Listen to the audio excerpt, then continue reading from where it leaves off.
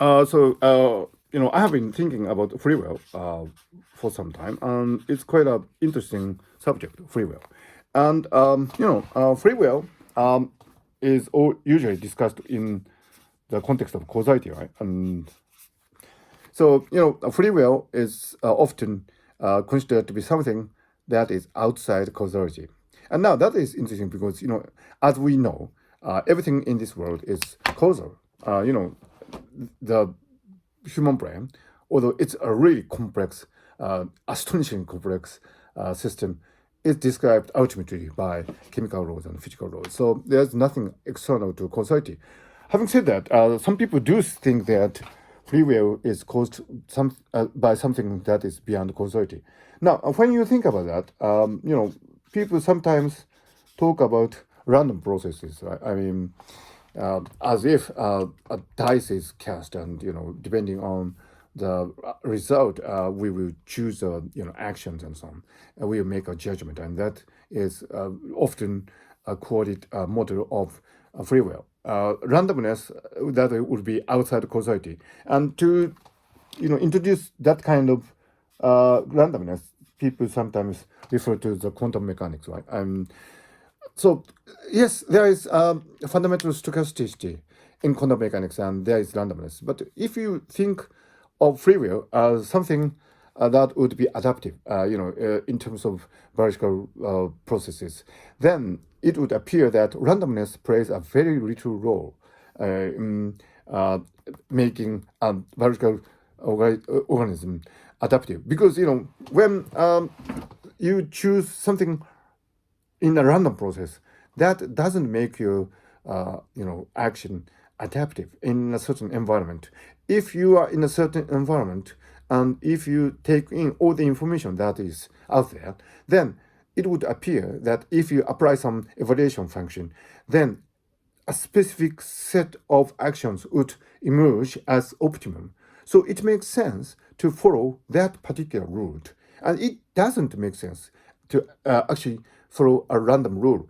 Of course, when you are communicating with somebody, it might be beneficial from time to time if your actions are unpredictable to some degree. A predictable person would be taken advantage of, and he or she wouldn't be so interesting to communicate. So, yes, if you make your behavior unpredictable, that might actually have some evolutionary advantages. In addition to that, there is this question of getting out of the local minimum. Like if suppose this was some evaluation function, and if you want to minimize that, this would be the global minimum, right? But if you are here, then without some stochasticity, you cannot go from here to here, right?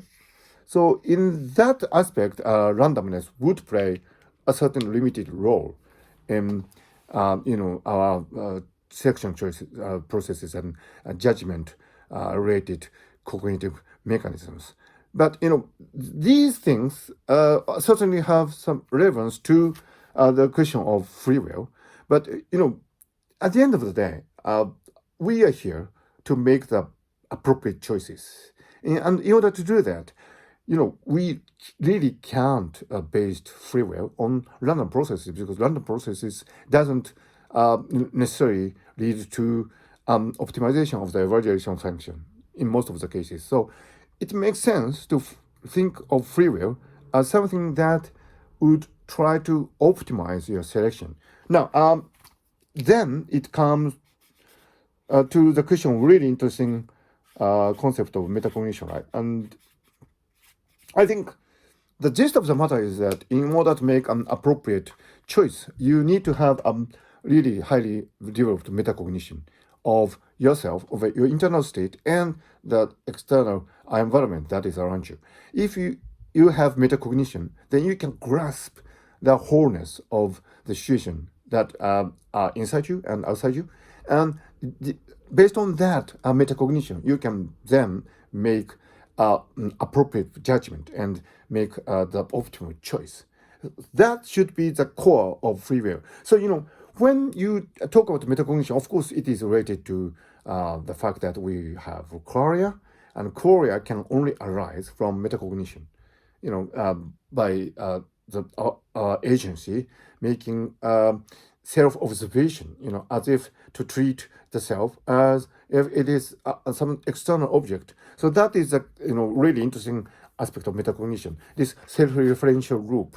So metacognition is actually at the core of what we call the phenomenal consciousness, and at the same time, metacognition, in the sense that I have been discussing, is at the core of free will. So I think in that sense, metacognition is actually at the core of all these really interesting arguments about free will.